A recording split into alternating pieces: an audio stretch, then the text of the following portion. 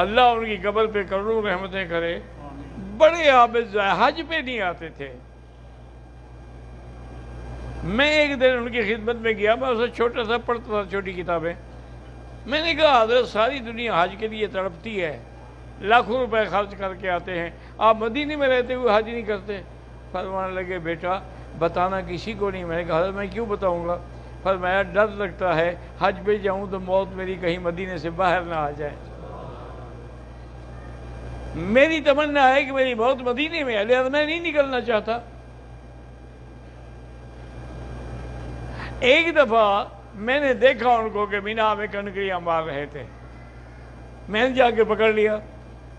میں نے کہا حضرت اب کیسی آگے؟ فرمایا بھائی خواب میں اللہ کے نبی نے اجازت دی کہ حج کر لو.